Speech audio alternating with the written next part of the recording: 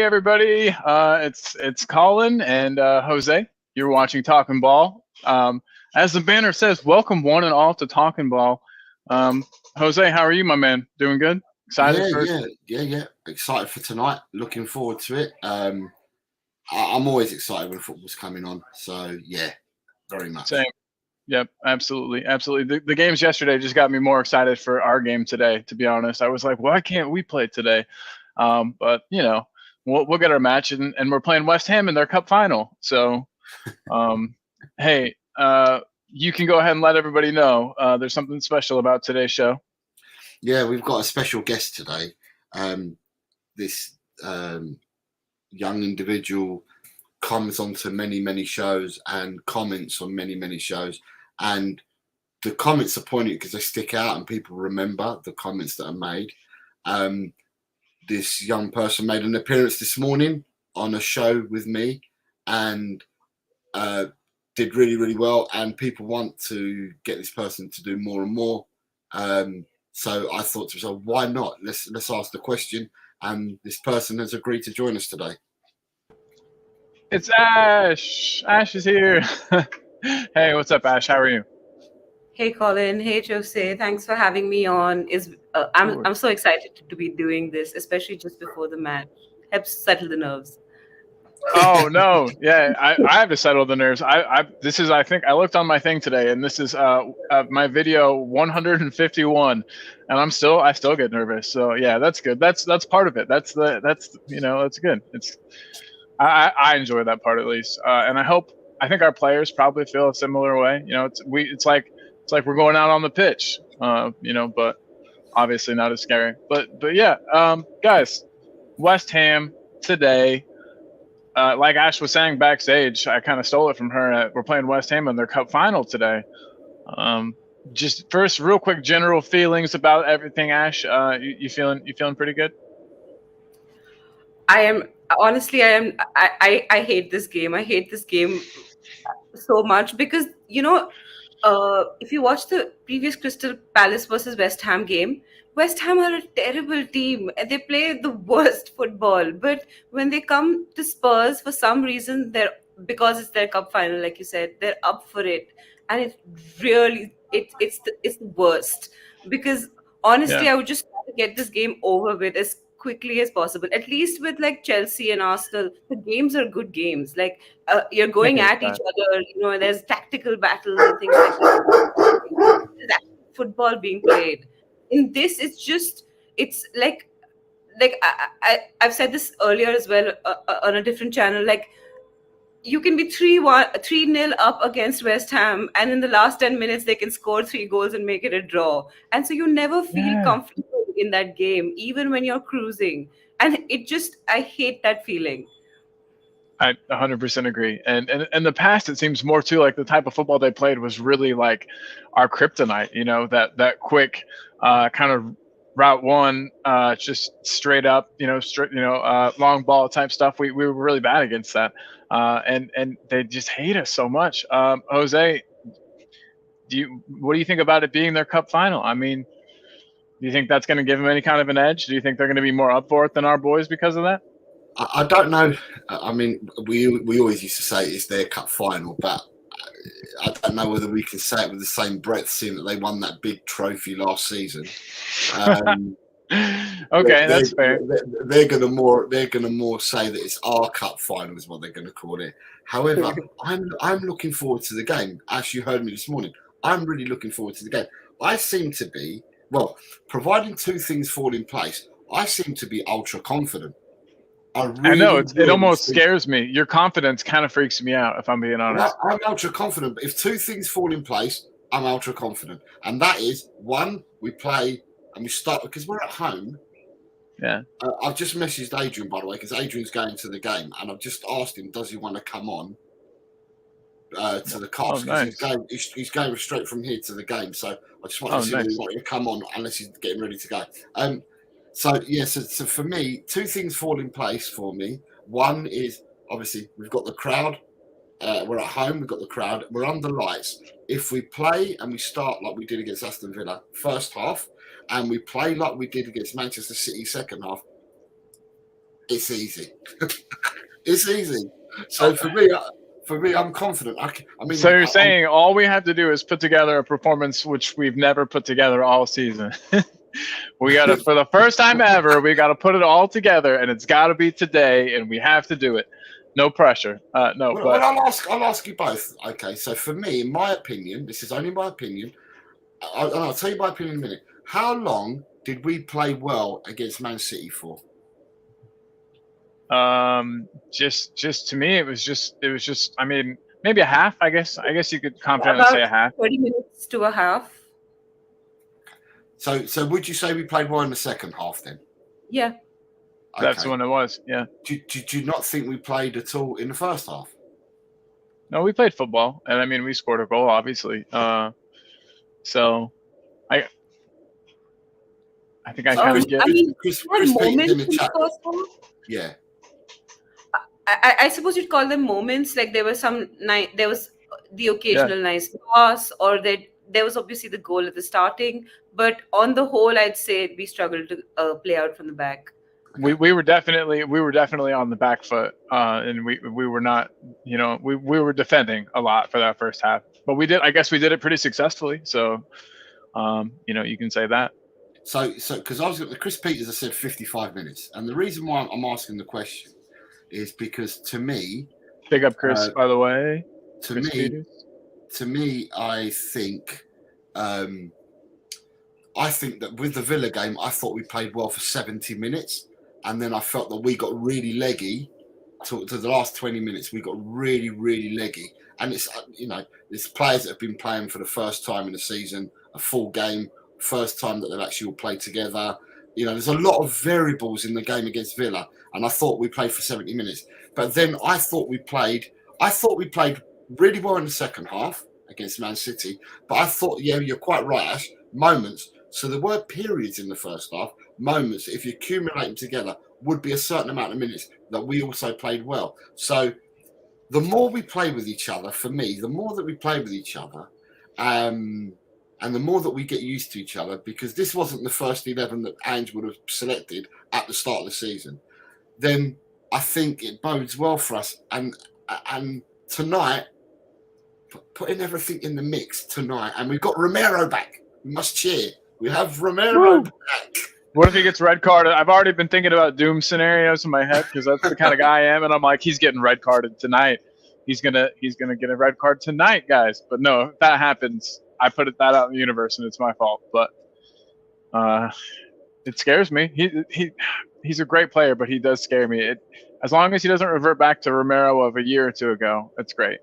Just he had been on track this season. It seemed like he had grown as a player. Keep that up, Romero. Please don't revert to type and be that rash guy tonight. Please, I can't handle it.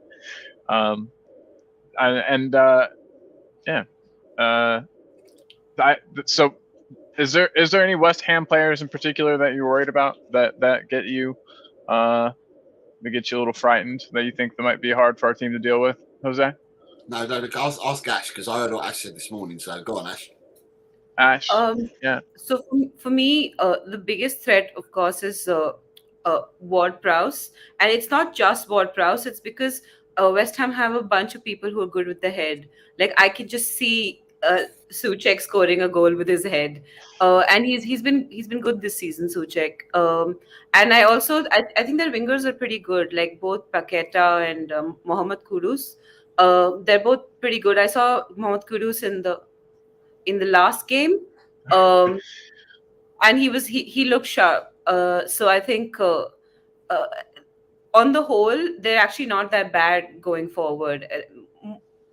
I would say that their defense actually their weakness actually lies in their defense, because I think we can get past that.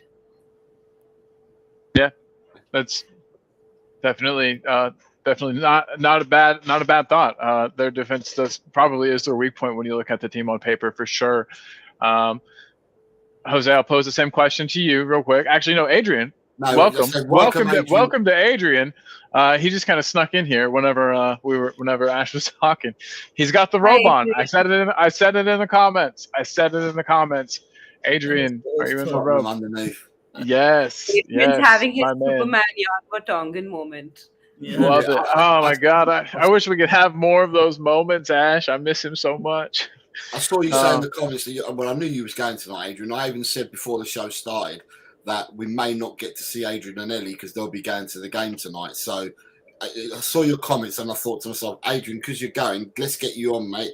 What's your feeling? And what the questions that Colin's posing? How do you feel about and who are the danger players, if there are any? I expect Spurs to get a comfortable win, and the reason I say that is because. I mean, I had a silly bet like 375-1. Kulu to score the first goal and Spurs to win 5-0. Now I know it's unlikely, but it's only for £1. You know what I mean? So I do these silly bets So I love those. Yeah, exactly. I had silly pound bets on Romero to score and Porro to score as well. You're getting 15s and 20-1. So but the reason I'm confident, I've seen a lot of podcasts. Spurs fans have this. What I find a slightly irritating habit of always praising the opposition and never our own players. And, we should be frightened of him and we should be frightened of him and him. But look, wow, that's we've got in a Premier League, the 3 teams we've got most wins against are West Ham, Man City and Everton. And I don't see that changing tonight with West Ham. The reason I don't see it, because even in the last 5 games we've played West Ham, we've won 4 and drew 1, that 3-3, right, game. Remember, Spurs fans, that was when we was playing a low block under Mourinho, Conte, and we dirged football. This is going to be different. We're going to be going for it. And I just don't think West Ham will live with us. I think Kulu moves back out to the right wing, mainly because I know fans would like him to start out as number 10. I don't see that because he's going to want to make room in midfield, because if Kulu moves in, but it doesn't mean that Kulu won't have license to drift. He'll drift. So he'll come in because he always comes in. I think he had more raids into the opponent's penalty area than the other player in the Premier League, or he must be well close to it. So he'll come in anyway, right? Yeah. And obviously the midfield, the only question is, Basuma will play. I know he's not in the best form, but it'll be Basuma and Lo Celso. And unless Sarr is fit, they won't risk him. And I see nothing with starting Højbjerg, but I don't mind going with Sarr.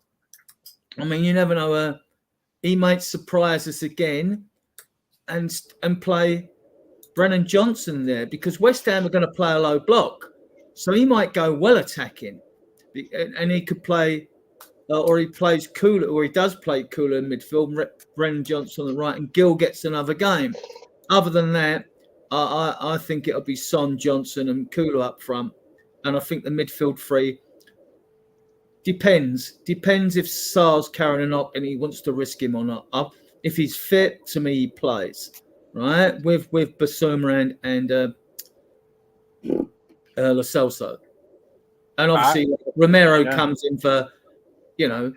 in for Emerson, so that's virtually your team, isn't it? Your regular back 3. We'll have 3 of our best back 4 back, and Vicario being goal. So is it in your mind, is putting Sarr back, is that basically just because that's how we've been playing all season and the players are familiar with it, and it's like familiarity in that midfield? Is that how you're looking at it? Because I almost think that the way that we played with Kulu at the 10 and Lo Celso back there was better than the performances Sarr had been putting in most recently. I just feel like Sarr had he had burned very brightly, and then was having trouble. He was still playing well, but he just wasn't living up to those first couple matches.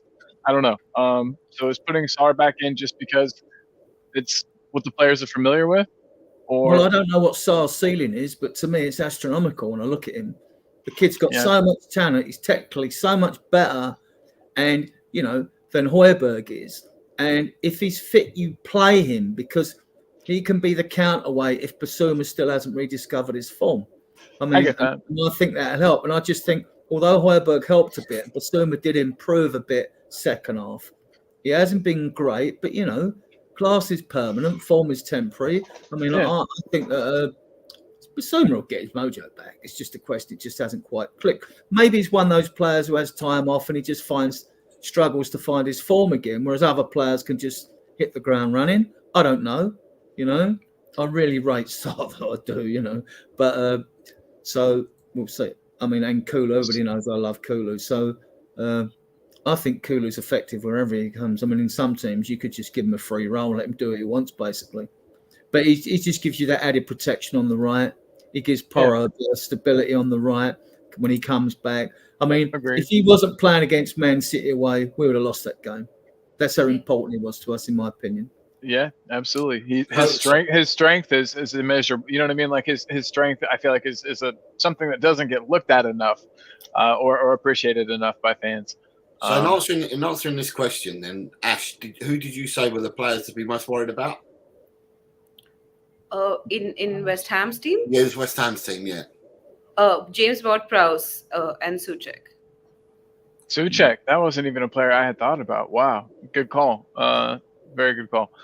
No, Ash said it this morning on the show that we were on this morning. Ash said that Souček always seems to pop up, you know, for I think, I don't want to put words in, you know, I think you were talking about when they get free kicks and stuff to be on the end of crosses and stuff like that. I think that's what you were referring to.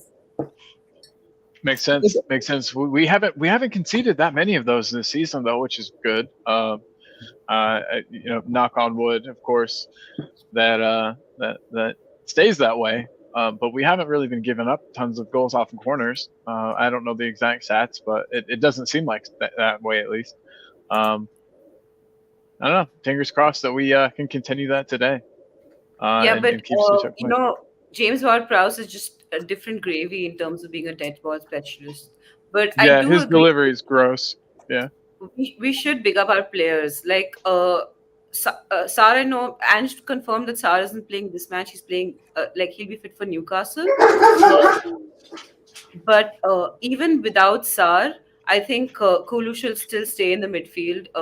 We can, you know, we can move him from the midfield to the wing later on, because his coming to the midfield does make us a little light in terms of wingers. But I think that I think I agree with Adrian. Kulu can play anywhere. In fact, I think there was this one goal where he passed the ball to Sonny where he was on the left. I forget which game it was, but so he can play anywhere. But I do think that his best position is in that 10 role. He's been amazing there, and amazing at a time when we really needed him. So he's also the sort of player who steps up, even in the Luton game, which now that game is looking great for us after Liverpool and Arsenal played them. So he's just one of those players who steps up. So I just love Kulu, and I agree with Adrian. I think we should pick up our players. Yeah, Kulu could play as an 8, a 10, and even a 9. Because as a 9, as a pivot to hold up the ball and just lay with his strength, yeah, for sure. He could play as a 9, I'm sure. But obviously we want to get Velez in the team before he plays as a 9, and we don't know what's happening with Richarlison. I don't think Richarlison will be going in January though. Yeah. Real quick. I want to get through some comments, by some I mean all. You're on mute. I was on mute. So. Okay. So just go through the comments, Colin. But Adrian, I know we're going to pick up our players, right? But the question was, what threats or who do we fear from West Ham? So, Ash's name 2. I don't fear any of them, to be honest with you. I mean, like they'll be dangerous from set pieces. Who's there? Yeah, okay. Low block. I mean, they'll try and break with Bowen and Kudos, who they got off Ajax or whatever Dutch league did. I'm not sure. But so like, you know, every team that comes to your ground will pose dangers to you. Do I think they're going to be like, you know, have us trembling with a threat? No, not at all. If we score early, this could go on to be a big score. You know, we could win by 3-4 goals easy. You know. Yeah. I hope you're right. I super duper hope you're right. I mean, it could happen. Adrian, though, you were telling us here that we're that West Ham's one of the top 3 Premier League teams that we've got the best win ratio against. We got Chris Peters in the house. We've got Nick Brown is in the house. What is up, Nick? Tot Spurs is also here. Lee Smithy Smith, the one and only Lee Smithy Smith is here. Dang it. I think we were doing them at the same time. Beer Talk is here. What up, Beer Talk? Good to have you, buddy. And Nick's then comment, Nick's got a comment there. Look at that. Yes, Adrian, I'm loving it. We're going to keep them picking the ball out of the net. God, I really hope you're Well right. said, Nick. Well said, mate. Yeah. No, it's because you said 5-0. Nick's now saying, yeah, he likes your comment because that means I'll be keep picking the ball out of the net. Come on. Tot Spurs. Hello, Tot Spurs. Come in with kudos. Keep kudos and Bane quiet. Restrict the free kicks around the box. The where box. Prowse will come into his own, and the game is ours for sure. That's a lot ifs and buts and maybes and variables. I think it's going to be a lot straighter than that tonight. A player that. Oh, has anyone mentioned Jared Bowen as a player that they're worried about at all from West Ham today? He's one that worries me a bit. So Beer Talk saying, Mr. Striker, I agree. We need to praise our guys. I've been saying this. Who else can go to City with a decimated squad, play 4 fullbacks at the back, and get a point? Not many, if any. And then we have Leo in the house. Leo, big up, homie. And then you've got people saying hello to each other. And you've got Chris coming in saying, Ash. Jacob's in the building as well from United. Whoa! Jacob's here. Hi, Ronnie. Ronnie's in the building. And then you've also got Jacob from United Spurs of America. And you have, Ronnie saying, big up Tottenham 5, West Ham 0. Yeah, so Ronnie's going along with you, Adrian. 5-0. I want it bad. So there's quite a few people in the show and commenting already. And give us your ideas of what you think, if there's any dangers, and give us your ideas on what you think the scores might be as and when the banners come up from Colin. So I put in here too though. Do you guys think we can keep a clean sheet today, especially with Romero back? Start with you, Jose. Are we keeping a clean sheet? Well, just yes or no. Well, I've said 4-0, so it's got to be a clean sheet. Ash? I said it this morning, and so for me, it's going to make a massive improvement on our defence that we have 3 of the 4 playing tonight. The only person that's missing from the preferred back 4 is Van der Ven for injury. Arguably arguably the best piece of the back 4, though, in my opinion. Well, I don't know. I think a doggy brings something. That's true. Yeah. Romero brings something different as well, and so does Porro. But as a unit, all 4 of them, it's worked really well for us. And mustard, as they say. But we've got 3 of the 4 tonight, so I'm going to say clean sheet, 4-0. Cool. Ash, what do you think? Clean sheet tonight? I wish it was a clean sheet. I mean, I hope it's a clean sheet, but I don't think it's going to be. I'm with you. I think they get 1 goal. And they might even score first, in my opinion. I don't know. Because it's just one of those games, right? And I feel like we'll definitely win this game. I just think that they'll score. They will find the back of the net. And plus, I feel like Romero will come in, but he hasn't played for 4-5 games, for like 3 games now. And, he might be slightly rusty, and, his trusty partner in VDV is missing. And so I do think that it'll take a while for like Ben Davies and Romero to sort of click. So it's possible they might score first, and then we'll, up our game. I could see that for sure. I put some music on in the background to make it a little more like upbeat. Adrian, what do you think? Are we keeping a clean sheet today, bub? Yeah, we'll keep a clean sheet. I just don't think Owen or Kudus. We've got a lot of pace with Porro and Udogi, although he's on his 4 yellow cards. So let's hope he don't get one tonight and says he can play against Newcastle. Big up, Ben. Sorry, Ben's going to the game. Big up, Ben. All right, Ben. Be safe. Travel safe. Be safe, buddy. Take care of yourself. Have fun. Talk to you soon, man. Yeah, I'm going at the game as well, but I can leave at 7:00. You see, so you live closer. So I can walk there in 40 minutes. Yeah, but it's raining, so I'm not gonna. We've also got audio artisans here. Big up. Hey, audio artisan. Big up, dude. Good to see you. You have Maha Hotspur. Leo saying 4-1. I think it's going to be 3-1, but I agree on the 1. I think they're going to score. Maybe first, like I said. Johnny Fitz, big up Johnny Fitz. Hey, all the way from Ireland. That wasn't an Irish accent. I don't know what that was. A big up from Kate to everyone as well. So big up Hey. Kate as well. Yeah, we've got some awesome people in the chat. They were talking about what a panel, what a chat we've got. This is really a group. Kate's going in with a 2-0 to Tottenham. Oh wow, that is probably the most optimistic thing I've seen from Kate, maybe forever. Kate, are you okay? Do you have a fever? Do you need to lie down? Just kidding, obviously. Kate. I love Kate's view on. Get Kate on. I love the view on Man City, which I watched a clip of her. I don't know if you see it earlier when she was going head to head with a Man City fan. I didn't, but I've seen. I think I've seen the thumbnail and I know where the video is. So I got to check it out. Daniel E though, big up Daniel E. He's a regular in the house in the chat. Big up Dan. One for you, Ash. Aw. Kate for you. You notice she doesn't tell any of us boys that we look good.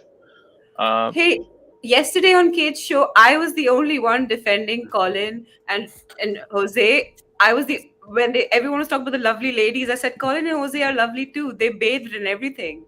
Yeah, we shaved and all sorts. Yeah. Thank you. Yeah, absolutely. You know, as men, that's us doing our part. You know, that's Kate's saying she's a realist and we should beat West Ham. Boom. Jacob's telling Ben to enjoy. And then you've got big up Ash. When you dude. My show sometime. Ash, trying to steal our guest before the show's even over, bud. Gosh. Guest poaching over here.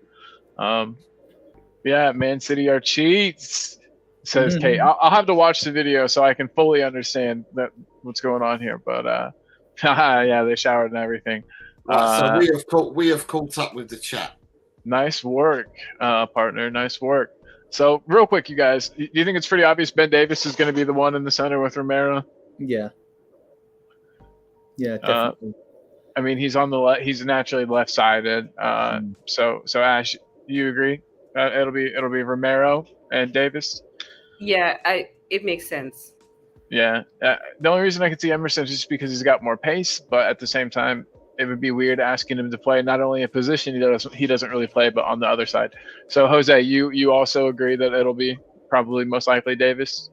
Yeah, it's interesting to see. I think it will be Davis, yeah, but it was interesting to hear Ange at the presser yesterday when he was asked a question, and it must have been something to do with the youngsters, because he then spoke about Dorrington and Donnelly being part of the first team. They're now part of the first team. They've been in and around it. They're now part of the first team, is what he said. But then he also did turn around and say that that with Dorrington, he thinks that Dorrington will start making appearances and helping out the team soon. Now, whether that's cryptic or not, I don't know. But it was interesting that he said that Dorrington will probably end up having to help out very soon. That was interesting. But for me, it is interesting. Davis. It was also asked. Go on. It was also asked about Kulu in the number 10 role, wasn't it? Did you see all his presses? I didn't. I've just seen snippets, and there was an embargoed section I haven't seen yet. This is why I think Kulu for this game's going back out on the right, because like he alluded to the fact that Kulu, he knows he's got a glut of midfield players and he can't fit them all in. And you look at Porro and Kulu on the right, and Johnson and Udogie on the left. And I can actually see us getting our first penalty of the season tonight, with our wingers cutting into the box. So we'll see. We'll see. Kulu's penalty. Johnson's fast enough. Yeah, I think it's worth a bet, because we've got to get a penalty sooner or later. So, That's true. That's like, statistically speaking, I mean, we're going to get one this season, surely. Nice. Interesting.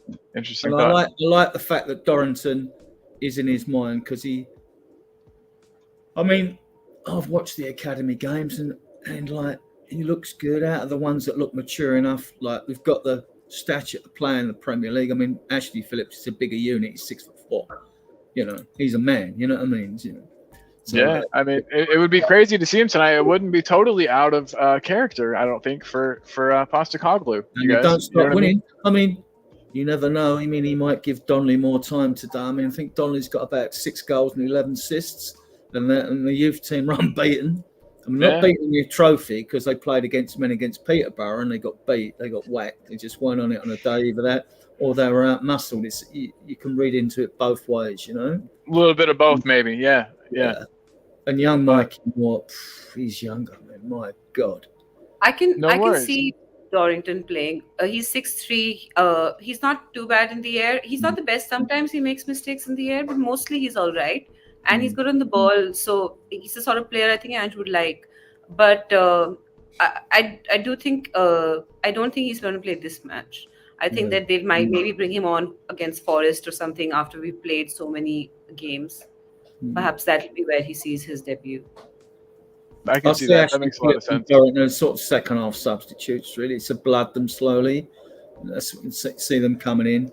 Yeah, if Ashley Phillips wasn't injured, I think he might honestly have a chance of getting in the squad right now. But it's just that injury really sets him back and then forces us to do what we did last match, which is play with players out of position. But yeah, do you think that Ashley Phillips would have been the preferred go-to over Royale last match? Yeah, I think he would have rather than Emerson, because Emerson, he's poor in possession, isn't he? And to be honest, I mean, like, I won't throw players under the bus. I'll wait until the end of the season. But to me, like, if it's rumoured that he's wanted in Italy, sell him. You know, is this Royale you mentioned? Is that who you said? Emerson Royale. If it was true, St. Richardson, if the Saudi League want him in January, I don't think we will, because there's a nice rumour going around, which I hope is true. But I mean, like, I don't think they'd get rid of anyone in the summer. I don't think Højbjerg is skipped to go. I hope Spurs fans are realising now that as much as we've got four, that you'd pick Bentancur, Basuma, Maddens and Sarr as 3 out of 4 most of your midfielders, not including Kulu, of course. I hope they realise that at times you need a Højbjerg. I would rather keep him, I'll be honest. I'd rather keep Højbjerg. But the question is, he might want to go if he's not going to get sufficient game time. So I'd like to keep him. I know, we all know, that he's not the greatest technically, but he'll to do a job for us when he comes on to help shore up things, and we need at least one player like that. That leaves Skip, doesn't it, really? I'd much rather get rid of Skip. If the options were keep Skip or Højbjerg, I would keep Højbjerg all day for that though. You know what I mean? I don't know. So Daniel E has a good comment here. He said he honestly thinks he would play Richie as a target man up front against Soufal. Soufal in the air to our advantage. That's not a bad idea. Soufal's West Ham's right back. But the only thing is if we go back to the presser yesterday, Postecoglou said Sarr is not going to be involved at all in the squad tonight, but he should be back for Newcastle. And he also said that Richie, although he's back and he's been on the grass and he appeared for a few minutes in Man City game, he said that Richie is not up to playing with his fitness. So that leads me to think that he may come on as an impact sub rather than the starter. But I don't know. Ange might be. Is Ange telling us everything, or I wonder how much he is known for that. I need to talk to some Celtic fans and see how much he's known for, like, trying to throw people off with his press conferences. It would be interesting to know, because I mean, it really could go any kind of way. That's why I'm so excited to see the team sheets lately, because they don't, they're not the exact same every single match. I know a lot of it this season has had to do with injury, and it's not just the coach playing around with things. But it's still neat to, to be excited and wonder what the team sheet's going to be, and because sometimes it picks itself more or less, but not right now, not with these injuries. But you guys, as you can see in that banner, we're playing West Ham today. Obviously, my favorite team in the league. I love them. Just kidding. If you know me at all, I really don't love West Ham. And we have this awesome show, Keeper West Ham, where we pit 2 players against each other. First of all, I forgot to mention, it's the internet's favorite Tottenham game show. But in it, we pit 2 players against each other, and we make you keep one and banish one to West Ham. Today's is a little different. It's Keeper West Ham Behind Enemy Lines edition. Just wondered if you guys are ready to play that real quick. Get some comic relief going in here and get some you've got some fun. to play the intro for it. Oh, of course I've got to play the intro. And the intro, the world famous intro. And here we go.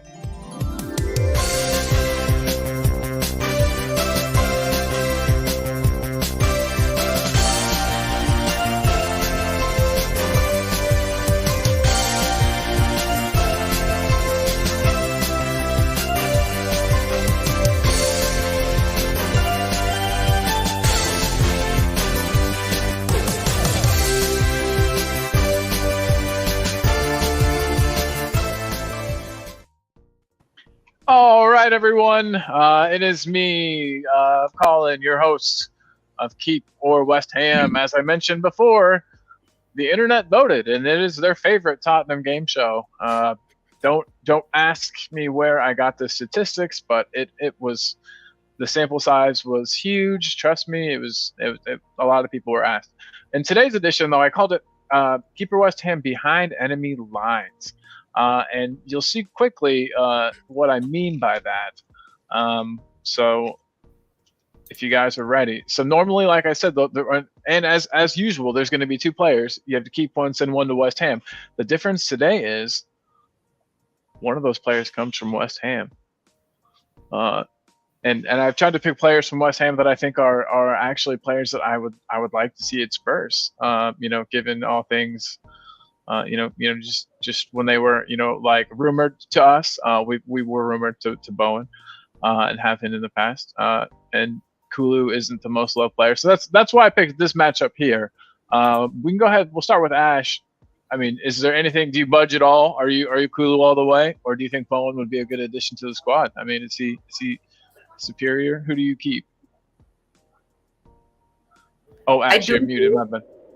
I do rate Jared Bowen very highly. I think he's an excellent player. He's an amazing player. But I would keep Kulu simply because I think Kulu provides more for us than Jared Bowen does for West Ham. Even though Jared Bowen provides quite a bit for West Ham. Kulu, yeah, that's a good answer. That's a really good answer and well thought out. I like it, so I appreciate that from you as well. We'll go to Adrian next. Is there any world where you switch out Kulu for Jared Bowen? It's a no contest. Kulu's got such a high ceiling. Who knows what he can achieve? He's got a better touch than Jared Bowen. They're both left-footed. Jared Bowen's very left-footed as well. I mean, I remember watching him when he was playing for Hull City when we were interested in him, and everything seemed to be done on his left foot. And people complain that about Kulu, but it's not about if you're left-footed, if you're right-footed. You've still got to stop those players. I don't know how many goals Bowen's got this season. West Ham aren't exactly blazing it, are they? So I don't know who their top scorer is. Maybe it is him. I don't know. But definitely Kulu for me. I think he's got so much more to give this club. So much more. Yeah, and I feel like I'll just give my piece then. I'm Kulu for me just because he seems like he's more versatile of a player. Like you were saying, he can play anywhere in midfield. I think that makes him a more valuable player to a squad. Jared Bowen is awesome, though. I think Jared Bowen would thrive under Postecoglou. I think he'd be great as one of those wide attacking players that we have. I think he'd be wonderful. A really, really great addition to the team. But with Brennan Johnson having come in, the need for that direct pacey player isn't there quite as much. So yeah, well, we have one more person to ask, but he is also speaking with someone else. But okay, you're back. Cool. Yeah. I didn't know. My bad. So yeah, did you hear my answer? I think I'm picking Kulu. Right, for me, Bowen's an out-and-out winger, and he plays. If he's going to play, he's going to play as a winger, and wherever he plays for, they're always going to use him as a winger. People would say maybe he could be used as an auxiliary 9, but he's very short to be an auxiliary 9. But with Kulu, what I find with Kulu is Kulu can play 10, 8, 11. So Kulu can play Kulu can play a number of positions, and we're seeing. I personally can't beat up on Kulu because I think Kulu's done well all season. I've defended Kulu all season. I think Kulu is a dream for the team because he is a team player. He helps the team out. He defends for the team. He gets battered for the team.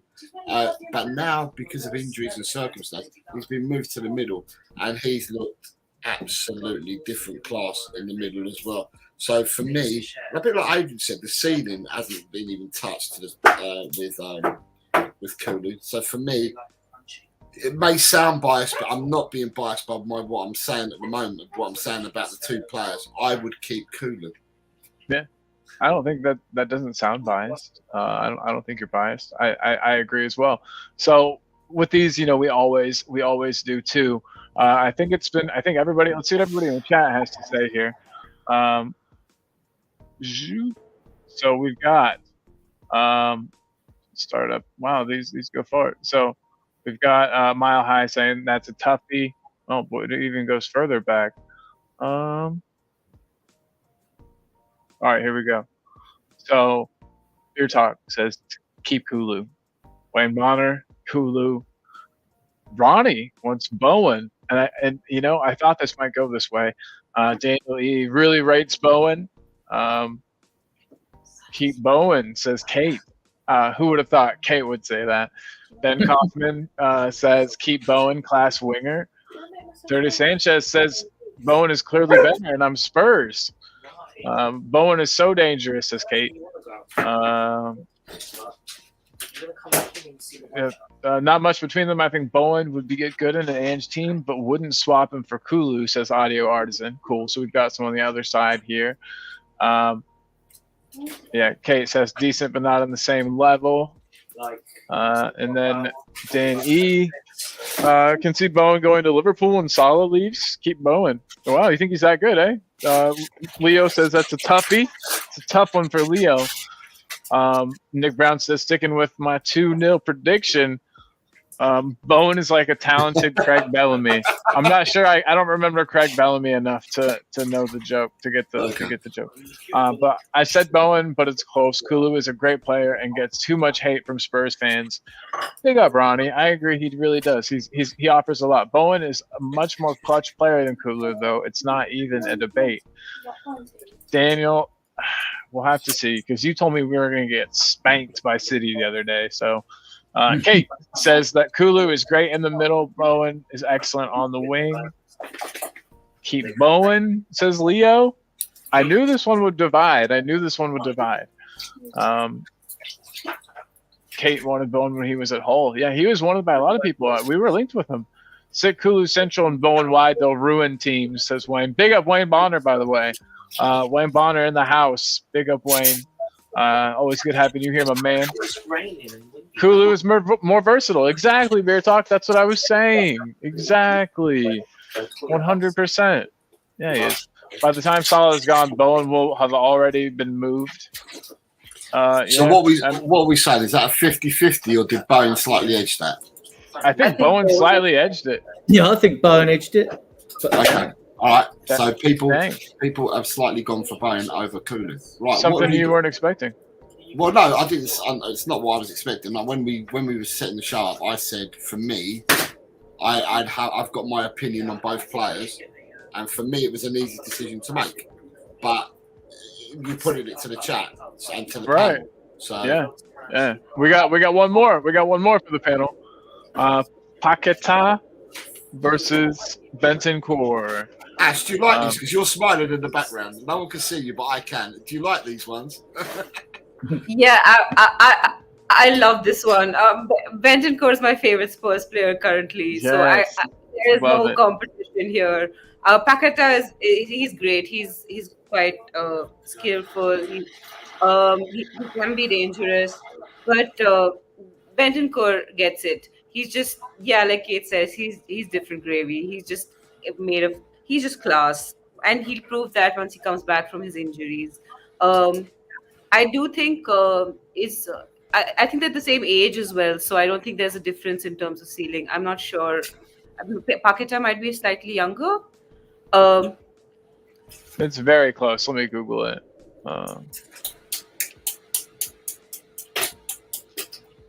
So Paquetá is 26. And Bentancur is 20. Yes. Looks like they're both 26. Yeah, so they're the same age as well. So I think Bentancur has done enough to prove he's better. I would like to say the age thing. We forgot to consider that for Bowen and Kulu. I do think that Bowen has played 3 more years than Kulu. So to compare the stats is slightly iffy because I do think Kulu has a Very good point. Yes. Okay, I like that, Ash. That's awesome. I didn't. Thank you. That was sort of an unfair comparison because there's not as big of a sample size to pick from with Kulu. He hasn't been doing it as long. That's what you're saying, right? Yeah. Yeah. And there's a 3-year age difference, just to help you. Yeah. One's 26 or one's 23. But wow. Nice thinking, Ash. That's actually awesome. And I can't believe that slipped my mind. Cool. So interesting. Ash, I wonder if that makes anybody change their mind. You Bentancur hands down over Paquetá. Yeah, absolutely. Yeah. No contest. Leo pleads the fifth. Everybody's been saying Bentancur, by the way. Kate, Beer Talk, Audio Artisan, Ronnie. They're all saying great things, but Leo needs to plead the fifth here. He's having a hard time. Adrian, what does Adrian say?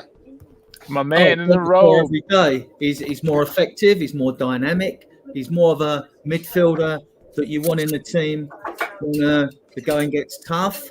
Paquetá, he's skillful, playmaker.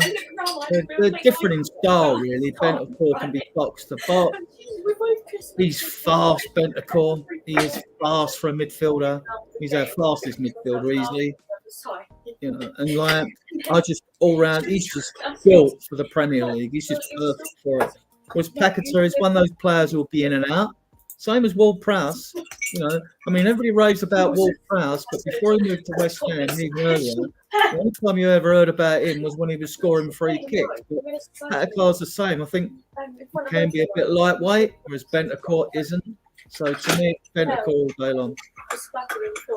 Yeah, I think. I'll go last. Jose.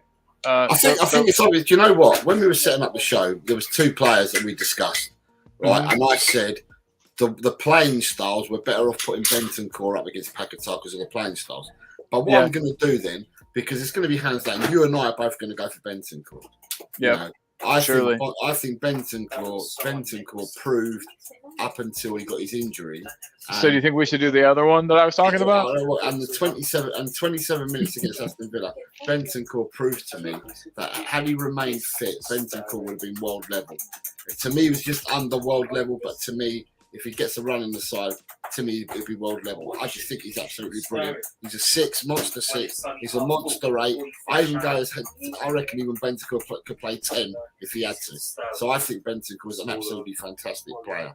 But the other player that I said is a toss-up because Bentancur and Paquetá are more similar players than the other player that we talked about. But everyone's going hands down with Bentancur. So I think what we should do is switch it up. I can get it up here. Switch it up and match up Paquetá against the other player, and let's see what people then say. All right, you can go ahead. You can go ahead and let everybody know, or you can buy me 30 seconds, whichever you prefer. I'll give you 30 seconds because it's a toss-up. But like I said, to me, these 2 players play similarly, both for their teams and nationally. They play similarly. So that's the reason why I said we try to get 2 people that played in a similar position.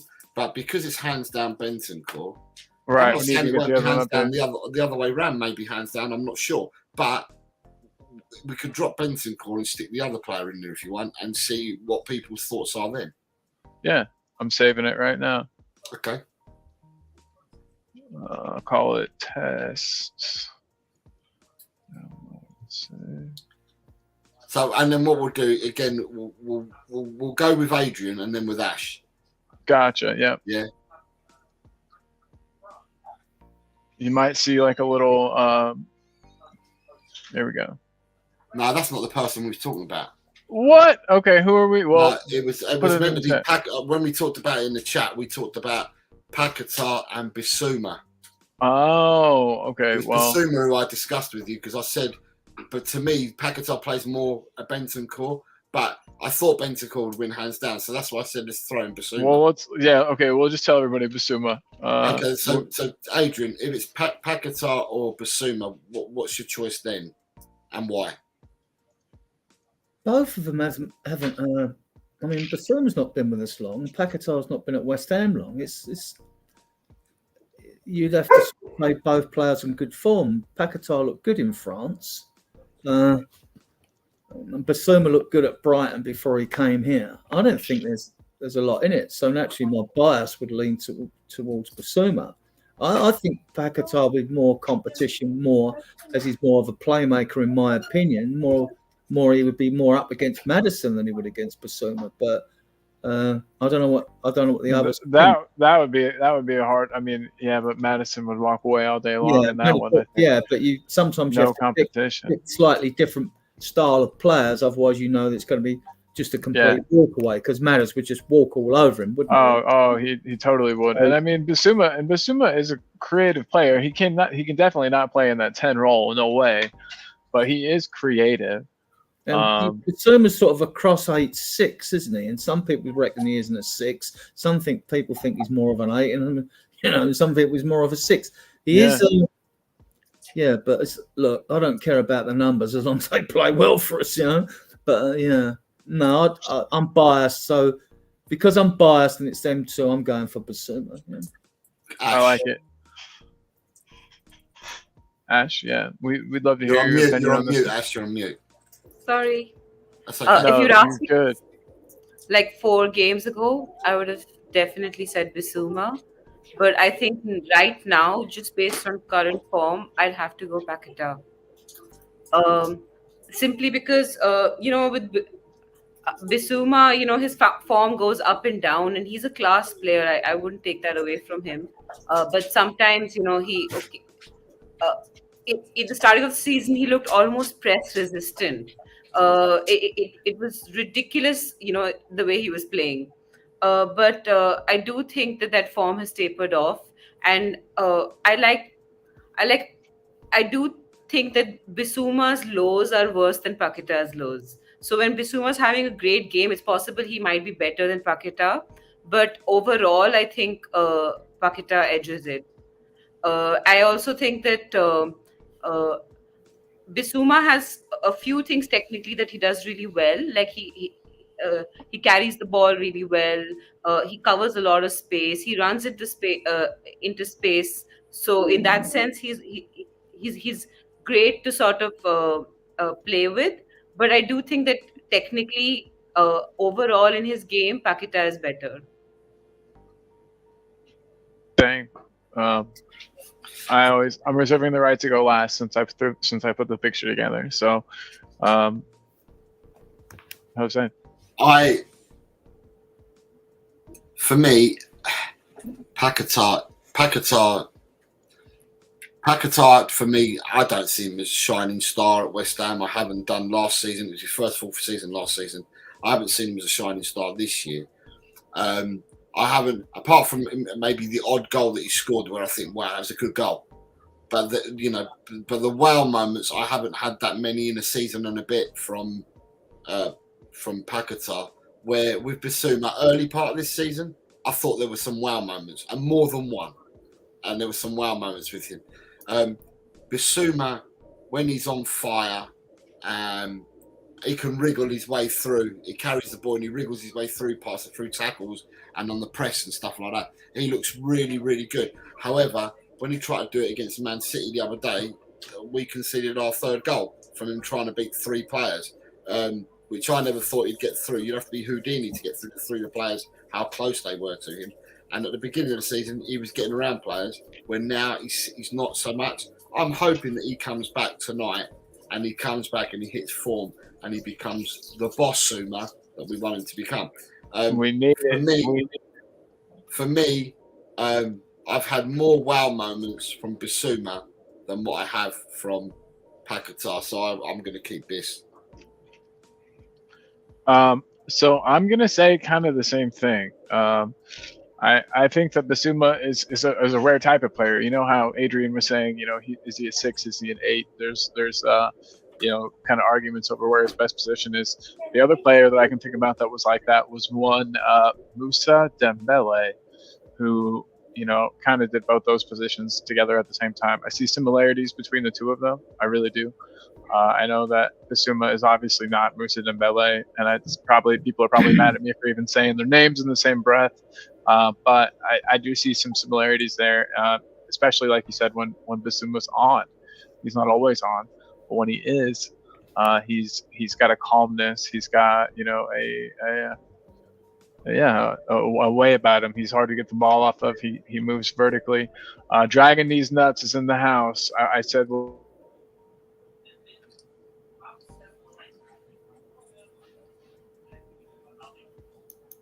right, I don't know, Colin, you've gone all quiet. So Bissouma is what Dragon D's Nuts gone for. Beer Talk is saying I would take all of our midfield except Skip over Paquetá. Can you hear me now? Yeah, now we can, yeah. Okay, great. Ronnie's saying Paquetá, sorry, Biss is overrated.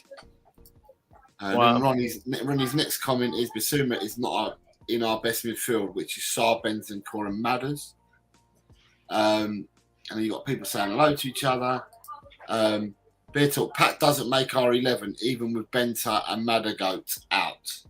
Dang. And Ellie's saying that she's given her ticket. I gave my ticket for the match to my nephew as it's his birthday tomorrow. That was really nice of you, what a lucky little guy.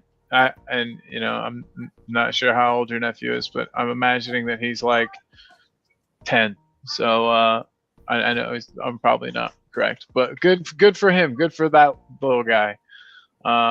Ellie though was saying Bissouma's great all around.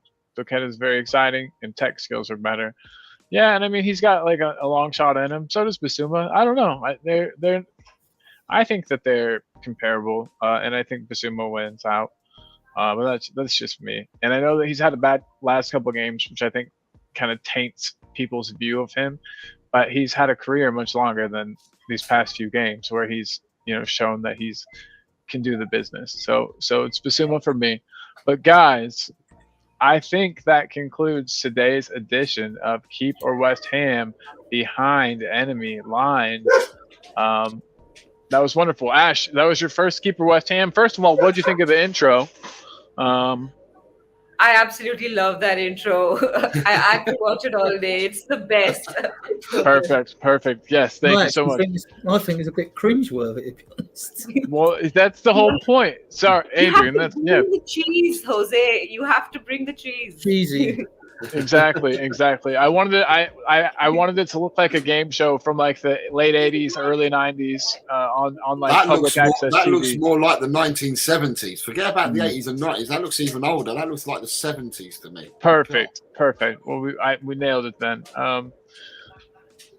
And then yeah, so guys, we've got Keeper West Ham complete. I also wanted to ask, this is a question I forgot to bring up earlier. Does Gio keep his spot in the team, or do you think that we bring back in Sarr? Who are you asking? When everybody like this match today? Sorry, in this match, does Gio start today? Yes. I think so too. Adrian, what do we've already kind of alluded to it. Yeah, I think definitely. Yeah. I mean, we're seeing almost that we thought the last couple of games. We're seeing a Gio we thought we bought, didn't we? And then he was eventually. He came with us, kept getting injured, like all the players that went on international duty. Came back. He was still on loan. Then he actually was signed fully. The loan was paid up under Mourinho. So Mourinho saw something in him. We know he can do it outside the Premier League. Can he put in a consistent run of performances in? I'm not bothered whether he can or not, if he stays or goes. And I was a big supporter of him before he came to Spurs. And I took a lot of pelters for him when he joined us, right? Which is fair enough. I got it wrong because he hadn't proved himself, He's no Eriksen replacement, which is what we're touting him to be, but they're not the same player in the least, So the reason I'm not too concerned whether he stays or goes is because next season I expect Alfie Devine and Jamie Donnelly to be in the first team squad, and maybe even I like the look of Santiago. So I expect them players to come through. And fans have complained, no pathway. If Lo Celso goes, it won't be a disaster. If he keeps playing the way he is, obviously we'd want to keep him. But then You're saying either way, either way. If it's true that Xavi wants him, does he want to stay? The lure of Barcelona's good. I still don't think it'd be a miss. They're pleading poverty. Well, then they ain't getting him if they plead poverty, are they? I mean, you look, what's it? Yeah. Alex McAllister went from Brighton to Liverpool for what, 35 mil or something? And like, it's kind of a steal. We're off 15, 20 mil for the Celso. No way. You know, go League won't. Anyway, so anyways, before too long a synopsis, I'll let someone else speak. No, I like it. I just want to go through a couple of the comments. We got Liam Hardy in the house. Liam, big up, man. Good to have you here. Liam says Gio stays in. So does Daniel E. What about you, Jose? So we know Ash says Gio stays in.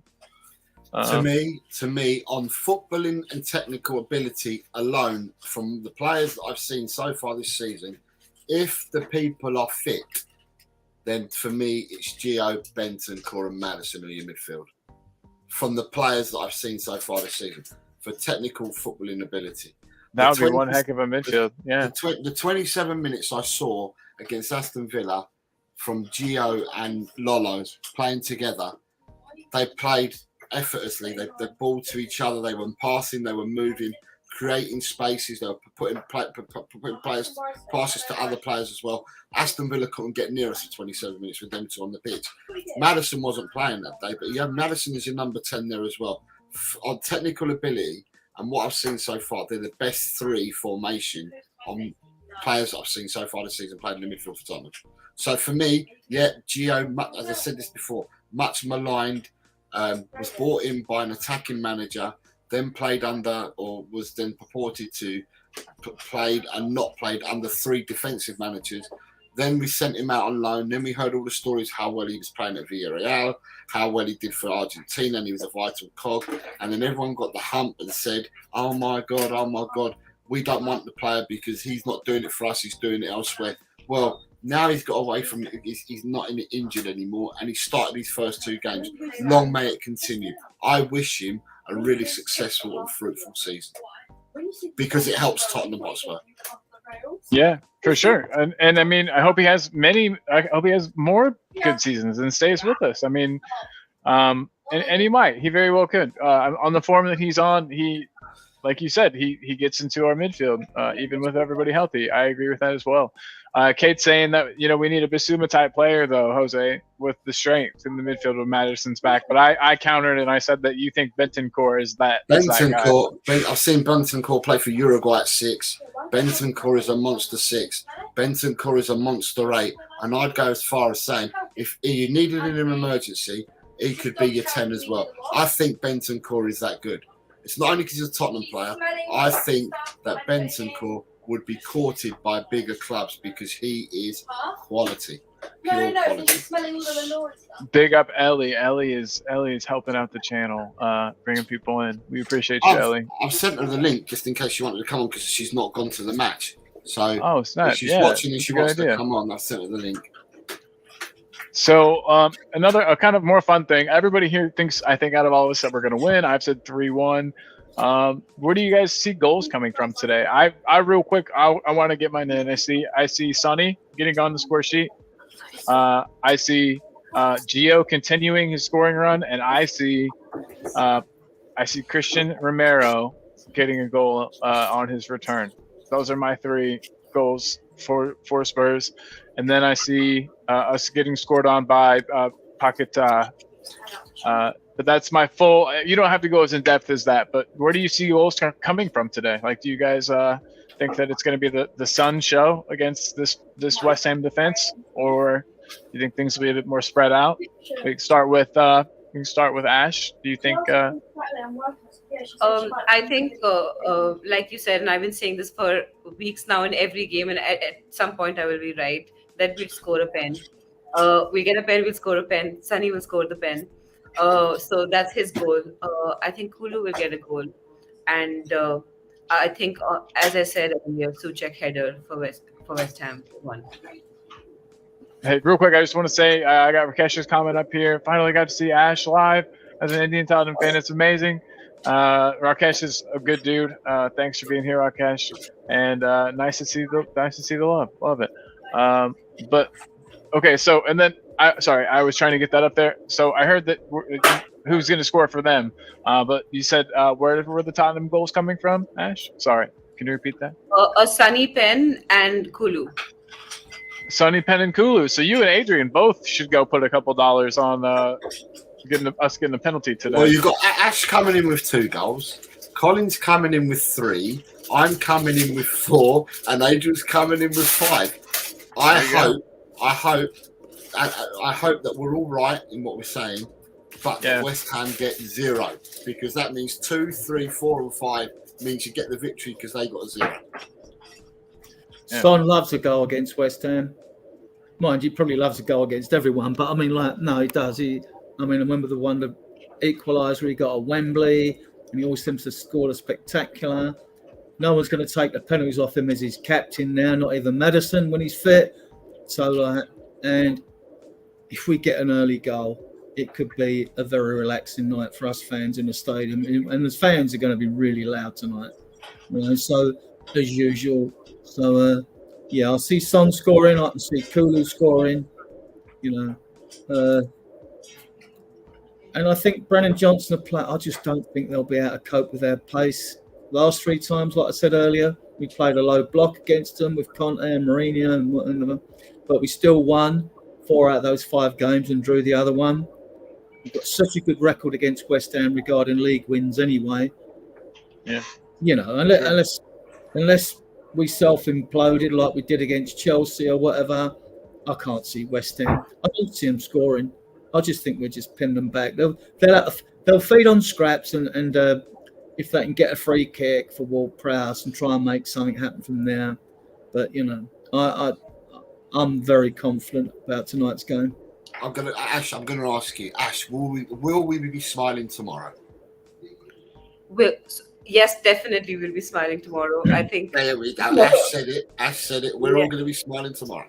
Speak it into existence. I love it. Just like and Kate, no, don't speak that scoreline into existence. Anything but that. Absolutely. Yeah, absolutely. We beat West Ham tonight. Right, Newcastle Sunday, and the double's back on. Sonny hat trick, speak it into existence, says Beer Talk. We're all. Can we just nip in quickly to see the latest predictions? Yeah, of course. So we haven't got the table. We haven't got the table because the games haven't finished. But we've got the latest predictions, like who's got the oranges and who's got the greens so far. Let me get this banner out of the way and everything. 1 second here, sir. Hide that and hide that. And hide that. Okay, there is the current table. It's not a table. It's not a table. This is just the predictions at the moment as things stand. A couple of notables you have. Right, if I go down, you got Kate has got 2 correct, so she got 2 greens. Nice, Kate. Nice job, Kate. And there was somebody else. I thought, Danny has got 2 greens. Has got 2 greens. Nice job. Nice job, Has. Is Jacob the last person on the thing? Yeah, he is. He is. I cut it off right at the end there. So out of that, you've got a few people there that have got a couple of greens. So they've done well so far with 2 games to go. With 2 games to go. I mean, the only person who hasn't scored any points is Mr. Daigle, because he said, if I don't send you the results in time, just put me down for Desmond for every game. And that's what I did. And there's not been one. I said it to him this morning. There's not been one Desmond so far this week. So Brian's the only one that hasn't scored. He's not doing very good. Yeah, no. Adrian, you're here. You've currently got 1 green as well and 2 oranges, Adrian. So you're on the scoreboard. You scored plus points again this week. And Ben, but I've got to give a shout out to Ben Kaufman, because Ben, if any of you watch the 3 Spurs boys, Ben tries to enter these competitions to get 0. And I said to Ben, it's going to be difficult to get a 0 when you're doing predictions. And Ben has actually scored 3 oranges. So Ben has scored points because Ben was like, no, but I need to get 0. Ben private messaged me, said, I need to get 0. And I said, it's going to be difficult to get a 0 in this game. So he's got 3. So it's Ben's first week and he's on the scoreboard. Ben. Well You did not achieve your goal. Nope. All right. Well, that is that, guys. There are And 2 that'll be games updated. There are 2 games to go, so we will update it after tonight's games, and I'll update the league table, and I will pass this on so it's ready for tomorrow's show. And then in tomorrow's show, we'll do the predictions for the weekend. So that'll be week 16. Yeah. Thank you. You killed it. We just wanted everyone to see kind of where things were standing. I also just wanted to say, like I say many times the show, or try to, thank you everyone for watching, because the show is nothing without you guys. Without your comments to read and your opinions to feed off of, there would be no back and forth. There'd be no dialogue. It'd just be a bunch of weird people talking to each other. And we appreciate having you guys here. And we also appreciate our guests, Adrian and Ash. Thank you guys. Be back.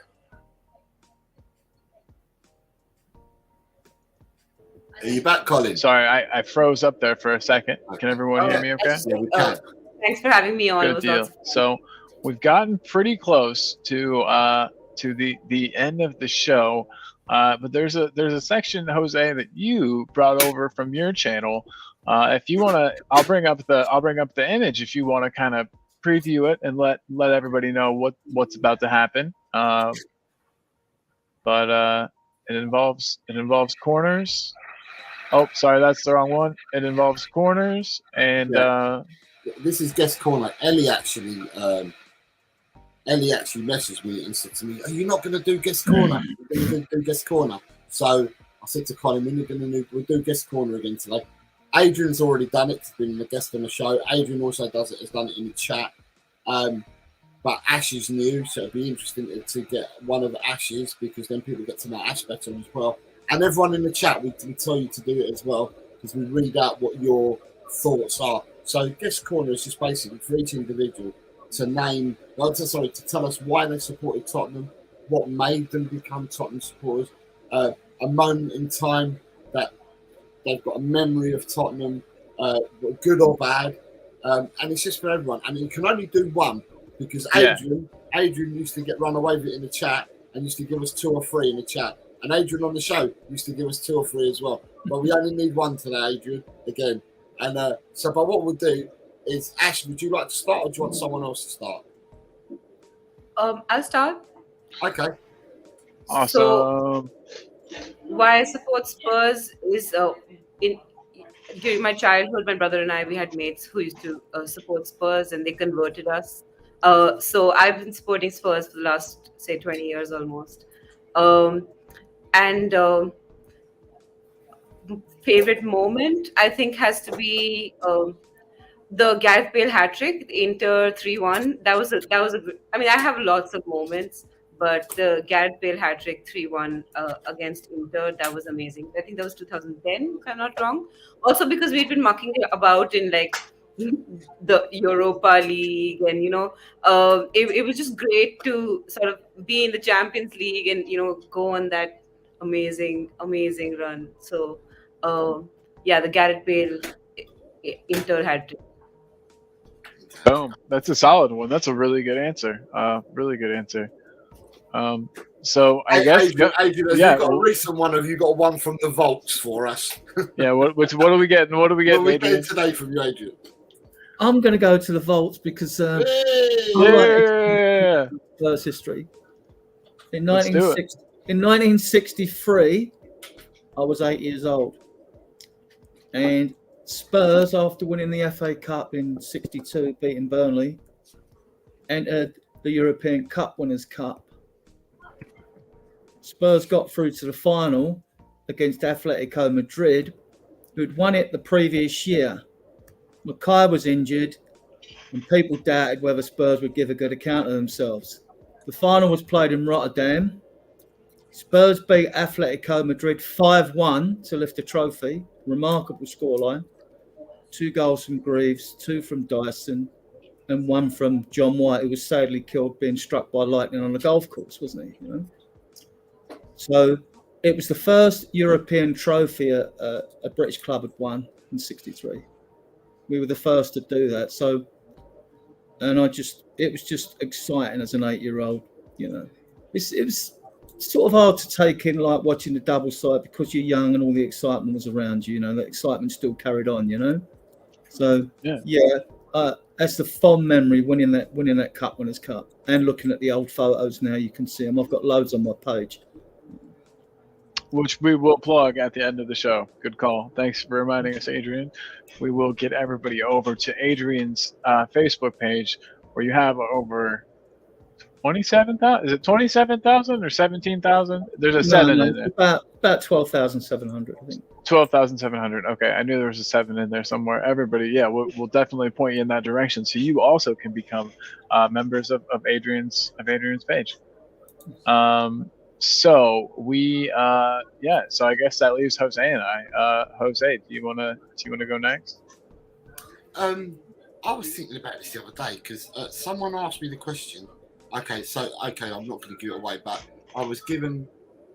I've been asked to do one of the 12 Days of Christmas on somebody's show, which has not been aired yet, and I was asked 12 questions for Christmas, and one of them was something like this: the most infamous goal that I could ever remember. And I said mine, and I then came away because it was answering on the spot, and then I came away and I thought about it, and I thought to myself, Ash, you just said the hat trick from Bale. I never said the hat trick from Bale. It's not the one that I came up with. Then you've got the hat trick from Mora against Ajax. Right, yeah.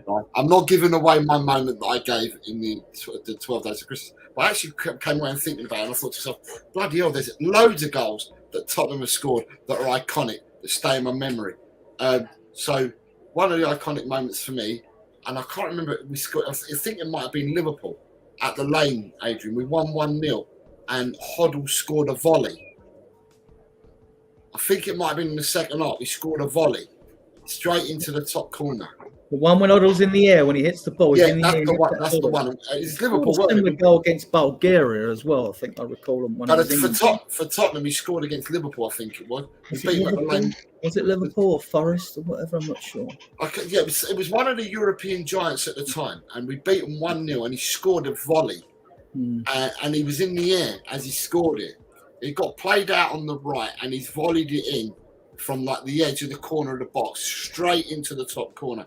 An absolutely monster goal, and you know, and for me, and I was a child back then when I saw this goal.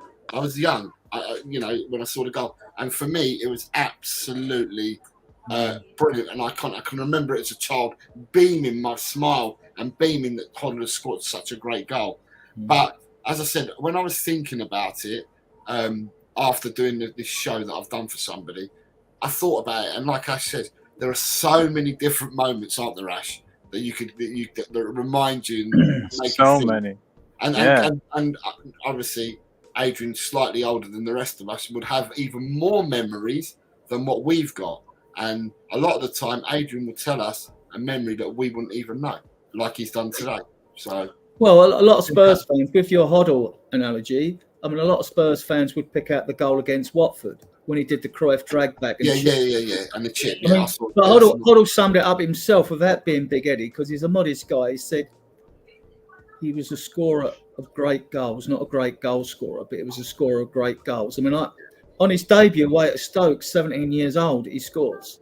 You know, I mean, he's like the goals he scored his last game for Spurs before he went to France. He scored and slipped the ball past. A very clever technical goal. Best player England have ever produced, in my opinion. Most skillful. Yeah. Dang. Well, it makes mine not look nearly as cool because it's, for one, a lot more recent, and for two, it's the goal didn't really mean anything. We were playing in the Europa League. The game was against you guys. It might have been against Sheriff, but I was watching it on my laptop on bad internet. Colin, just a second. Kate's remark here. Slightly older. Adrian is Jurassic. Can we dock her 20 points from the league table for breaking financial fair play rules? Yeah? Yes. I think that, At 10 points. 10 points. Her lawyers came back and said Do 10. we I allow, said do 10. we allow ageism? You know what I mean? We don't, but it's only a 10-point deduction, so not 20 like you asked for. Go on, so Colin, you were saying so. Yeah. So my goal. So picture this: I'm at my girlfriend, now wife's house. I'm on my laptop. I'm sailing the seven seas, trying to find me a match to watch, and it's us in the Europa League, and I want to say it was against Sheriff, but I could be wrong. Lamela, ball comes to him at the top of the box. He hits the dumbest Rabona I've ever seen, and it just glides right into the top corner. I'm sure you guys have all seen it and all remember it, but watching that live was unreal. I was like, what did I just see? I called Beth into the room and I was like, you have to see this. And she was like, what? Because for one, I was watching a really grainy picture and she couldn't see that he got his feet flipped around. That was a wonderful one. I'll never forget that goal. It was probably at the time the most like technical goal I'd ever seen scored live. It was amazing. He surprised himself with it. It was just so cool looking and so fun. And I love Eric Lamela. I'll always be a Lamela fan. He was a cool player for us. Not the best, not the Gareth Bale replacement he was supposed to be, but he played a role. And whenever he was fit, not many people would want to have gone up against him. So Eric Lamela. Just going to jump He into won the a comment. Puskas, right, for that goal? I think. Do I know? Lamela, he won a Puskas award for that goal, Yeah. didn't he? Yeah, I think so. Yeah, which is crazy. One of the one against Arsenal. Good question. No, he didn't win a Puskas Award for the Arsenal one. No, definitely not. But you've got just to go with Ellie saying, "Welcome, Ash. You know your Spurs, and so great seeing you being on the show earlier with Brian, David, and Jose." What I will say to that comment is, Ash is the newest lady on the block.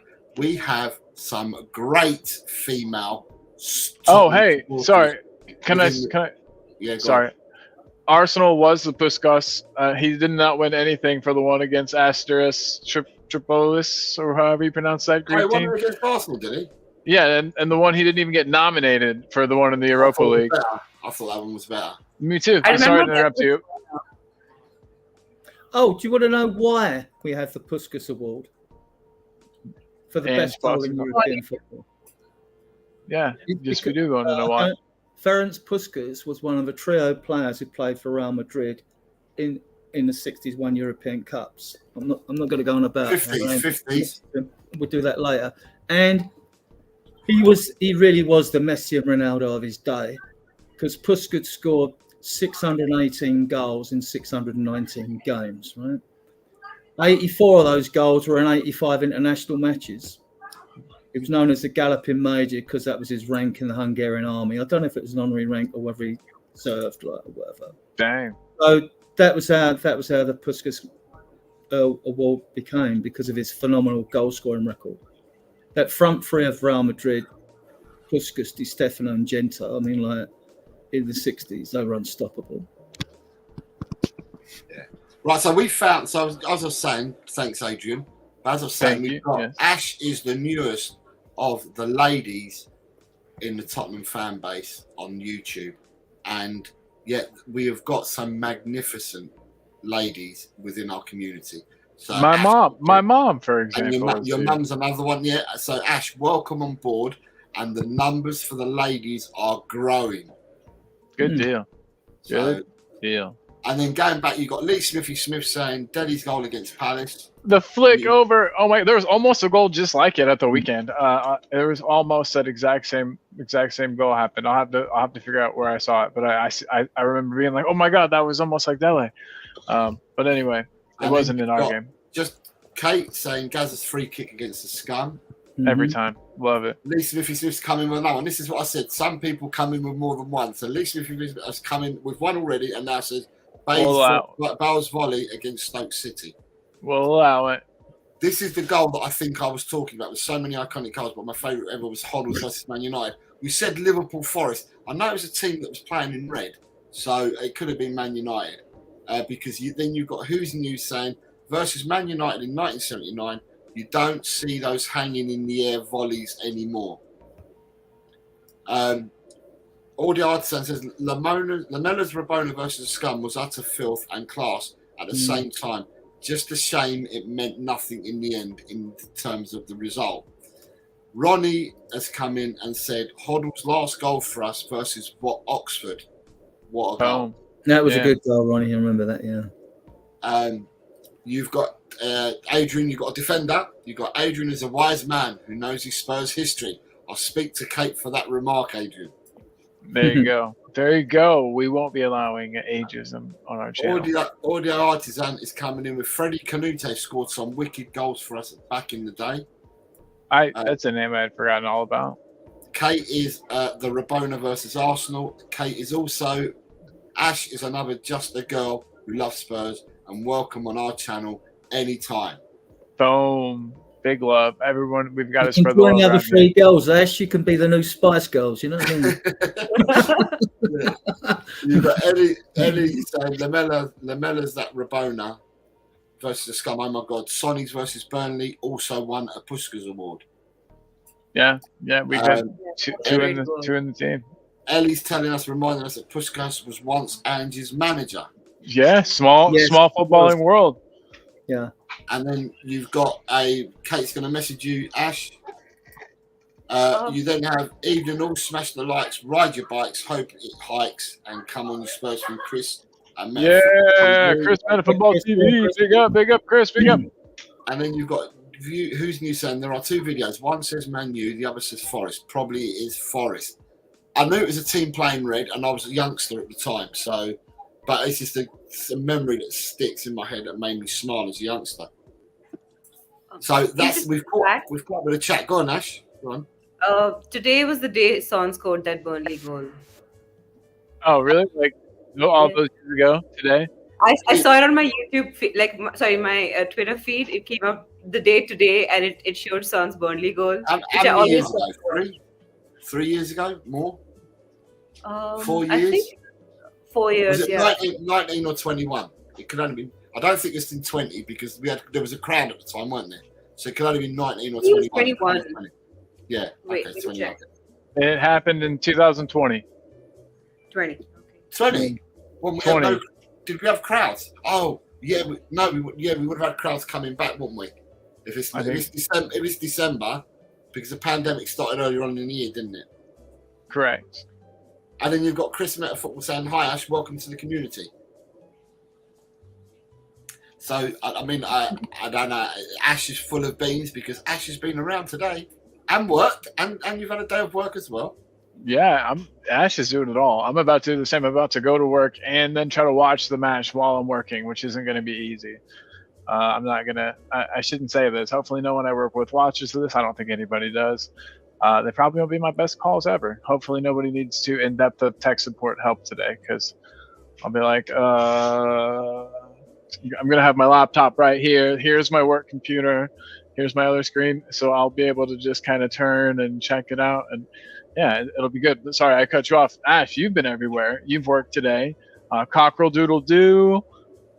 So when's your channel? When are you going to start your channel? I guess is what we're trying to say. You're going to start soon, right? I don't think anybody wants to listen to me, honestly. Oh, they do. Wrong. You are different. I mean, we've had more people watching today than normal, and I definitely attribute that to you being here. So that is something to think about. Nice. That's very kind of you to say.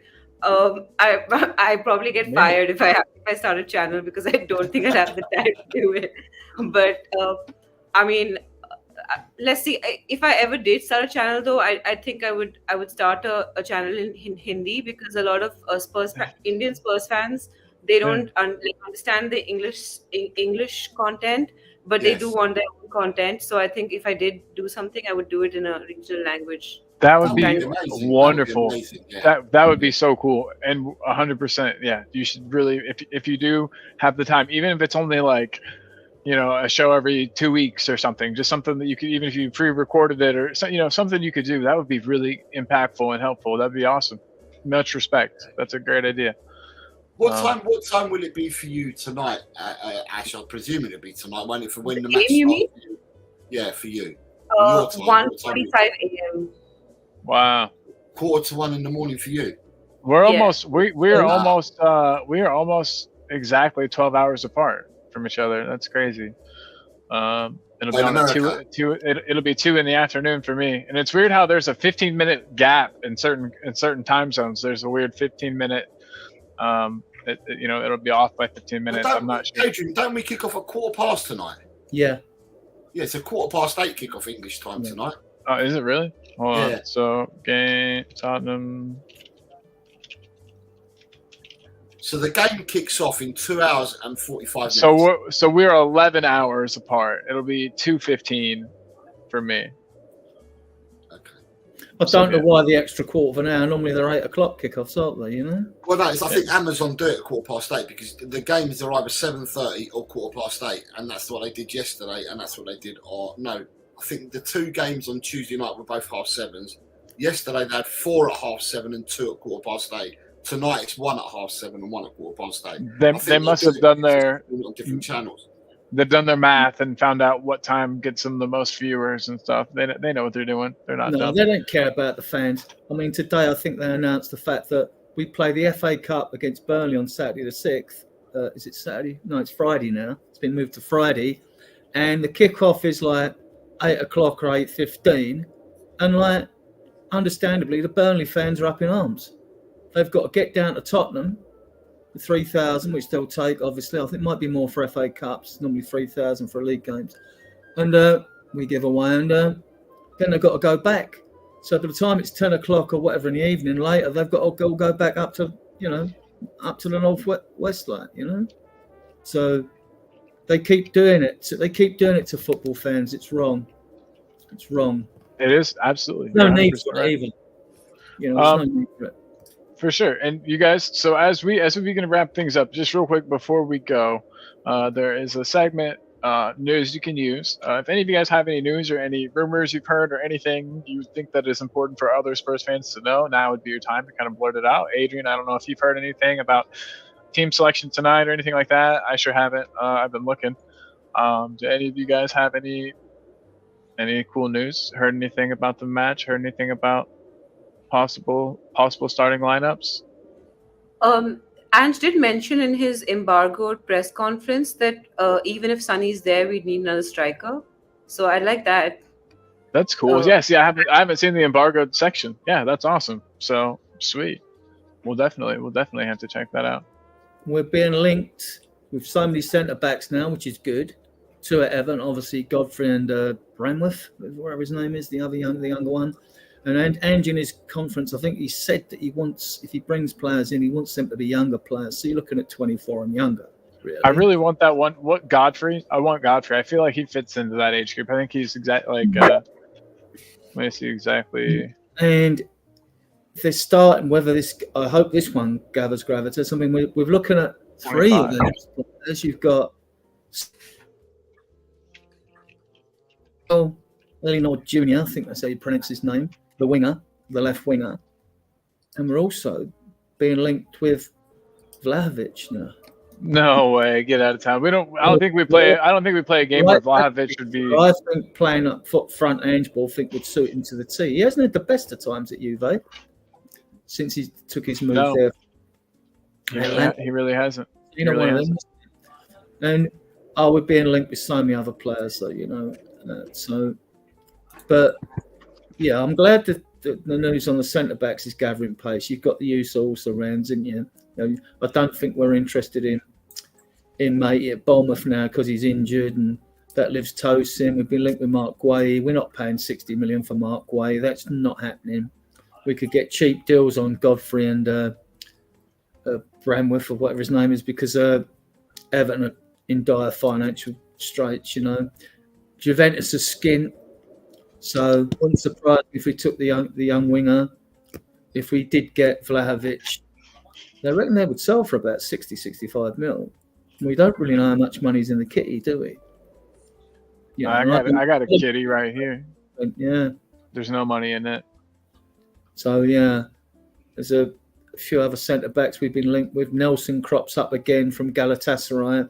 He would be cheap, but It would be so weird that we would sell It would- a player yeah. to Galatasaray and then buy one of them. You know what I Yeah. mean? Like that's where Sanchez went. So that would be very funny in a way.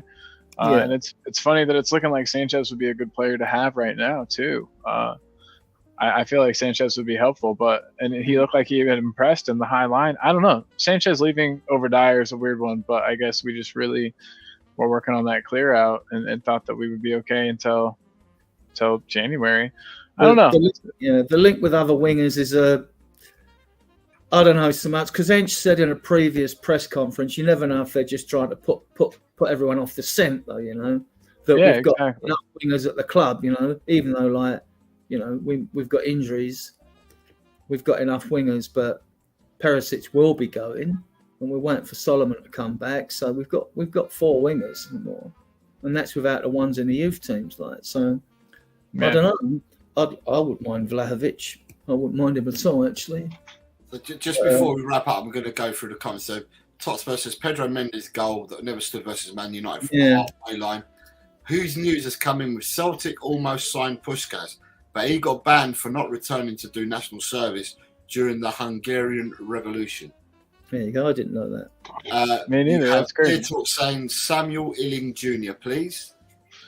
Daniel Lee's confirming what you've just been talking about. Adrian saying he's seeing today that we're going for Vlahovic in January. Kate, good old Kate. I'm sure we are, Daniel. Or the Primark version of Dyer-Lovic. Nice. Love it. I love that. Well, Kane is saying good evening. I'll say good evening back to him. Good evening, buddy. Chris is saying Vlahovic would be sick for us, a brilliant number 9. And then you've got Beer Talk saying we sold and then bought with Leicester. I must have missed something. And then he's saying I've even seen Ansu Fati, but they'll want Gio. No, thank you. I don't want that trade. Morato from Benfica has also been linked. Right, so we've come, I think, to the end of the show.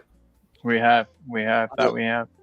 And what I will say is, once more, thank you to our guests, and also thank you to everyone in the chat because you're the one that makes us tick. We do the show for the fans. Ash, it's been a pleasure having you on. I'm glad I got you on. I'm thinking that it's helping you stay up and stay awake for the game. Then you're mute. I keep doing this. I don't know why. I mean, that's actually what I said to you when I said that it helped me up. Yeah, I mean, thank you for having me. It's been great. It's been lots of fun and a great way to settle the nerves. I think my nerves are settled. Thanks, Adrian, for all the confidence. You settled the nerves. I will also. This show has helped me get to like be on other shows. Now I might be coming on Kate's show at lunchtime on Monday. So good. Please, yes. I was going to say to you, Ash, that today, if your phone is not already pinging, it will be pinging because people will want to bring you onto their shows, and it's because you're a very nice person. You talk eloquently about the club. Your views are valued by everyone, and that's why people want to see more of you. So well done, you. 100%. Big up. And I'm really glad that we got to have you on our channel before you became too famous for us. So we caught you right before you blew up any longer, and it wouldn't have worked out. So you're in our group now, so you're more than welcome to come on any time that you want. So Thank you very much, Ash. Adrian, as per usual, mate. As soon as I saw that you would go to the game, I thought, so let's get Adrian on because we always need a boost of Adrian to guide us and tell us how great we are and how fantastic we're going to be. And if it's not Adrian, we've got Jim from Kate's husband. He's also a positive person who will put us all in a positive mood for a Tottenham game. So, Adrian, thank you very much as well. Yep, absolutely. Pleasure having you on. Thanks for the invite. And all the people in the chat, you're the guys that make this for us. So thank you very much. If you could, and you haven't already done so, if you could like both the channels, and if you like to subscribe to both the channels, it helps Colin and myself immensely. Please. Colin, do you have anything that you want to finish off with? I'll just finish off with saying that I think that we, as long as we go into this match playing confidently, but respecting them, you know, and going and knowing that we've got a job to do and we're not just going to stroll through this, I think we can win. I think we will win. I hope Postecoglou has gotten that over to the boys. He doesn't seem like the kind of guy that would ever walk into a situation with that kind of attitude. And as long as he passes that on to our boys, we're going to be seeing a different Spurs, and hopefully we see more of it today. We've been seeing evidence that it's coming, and hopefully today we see more and we see another step towards Ange ball. So long may it continue. And again, thank you guys both for being on the show. Thanks for everyone watching. Big up to everybody watching. Big up to everyone supporting the show in whatever way you can. We appreciate you guys more than you know. All our Patreon members, everybody. And so thank you so much. We'll be back tomorrow and can't wait to see you. Can't wait to be talking about a Spurs win. And now you've got to play out with the tune. Don't I forget. will. Today you play out with the tune. Come on, you Spurs. Come on, you Spurs. Come on, you Spurs. Yes.